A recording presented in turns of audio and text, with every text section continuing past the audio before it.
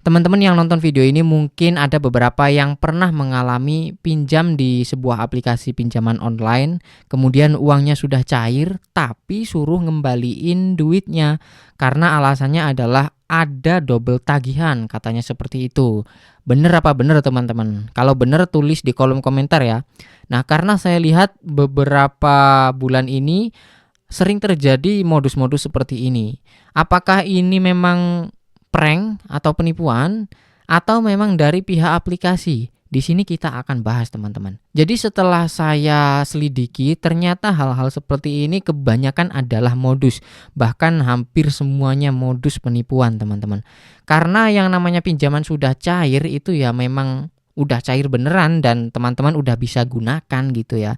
Baik itu pinjaman online ataupun pinjaman apa gitu. Nggak ada suruh ngembaliin duitnya. Nah tapi ini anehnya disuruh mengembalikan uangnya dengan alasan double tagihan. Buat teman-teman yang mungkin sudah pernah atau jadi korban, apakah teman-teman tidak berpikir, ya mungkin nggak berpikir juga ya karena mereka biasanya belum tahu mana yang asli dan mana yang palsu gitu. Jadi di sini saya kasih tahu apabila memang ada indikasi disuruh balikin duit seperti itu, yang pertama teman-teman harus ketahui apakah disuruh transfer ke orangnya, apa disuruh bayar pakai kode virtual.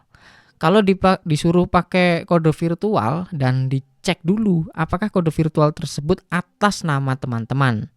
Kalau bukan atas nama teman-teman, artinya itu udah fix penipuan. Apalagi kalau terang-terangan suruh bayar atau suruh ngembaliin uangnya ke orangnya atau transfer biasa gitu. Waduh, udah pasti penipuan sih. Masa bayar pinjaman online disuruh transfer biasa ke nama orang, itu kan gak mungkin. Nah, buat yang belum jadi korban, ya saya harap teman-teman nyimak video ini supaya nanti bisa jaga atau antisipasi apabila teman-teman mengalami hal serupa. Jangan terkecoh, jangan dibalikin duitnya.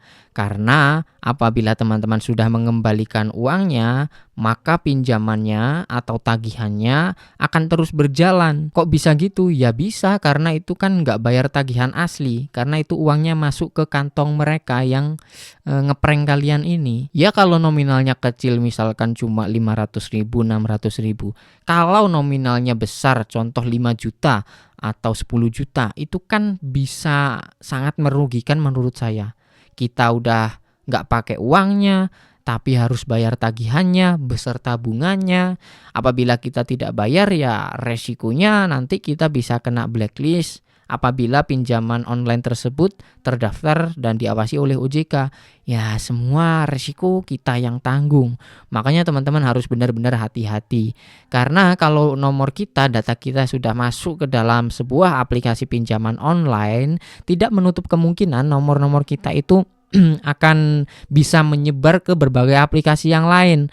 Pasti teman-teman pernah mengalami menerima WhatsApp atau SMS promosi-promosi pinjaman dari aplikasi lain. Padahal teman-teman tidak merasa pernah menginput di aplikasi tersebut nomornya. Pasti pernah di SMS promosi-promosi pinjaman. Yaitu karena kemungkinan nomor teman-teman sudah tersebar di aplikasi berbagai pinjaman online. Kalau memang sudah pernah sekali saja masuk di satu aplikasi, memang seperti itu. Hal itu sangat kayak hal biasa teman-teman ya. Sampai saya itu nomor saya itu udah dihubungi banyak aplikasi dan di SMS. Makanya nomor saya itu ada settingannya, bukan nomor saya. HP saya, handphone saya ada settingannya pengheningan nomor yang tidak dikenal gitu. Makanya HP saya sekarang sudah silent, nggak ada yang ganggu gitu. Demikian juga dengan hal yang tadi terjadi, teman-teman ini dihubungi oleh orang-orang tersebut, nomornya dapat dari mana? Ya pasti nomornya dapat dari aplikasi-aplikasi yang udah pernah teman-teman install seperti itu. Bisa jadi oknum yang bekerja di aplikasi itu sendiri atau bahkan oknum yang ada di luar gitu, di luar aplikasi. Tips saya apabila ada telepon-telepon gak jelas seperti itu, lebih baik nomornya diblokir saja. Kalau perlu diheningkan nomor yang tidak dikenal supaya tidak mengganggu. Karena kita ini tidak bisa serta-merta menghentikan orang nyuruh berhenti melakukan pinjaman online, gak bisa ya.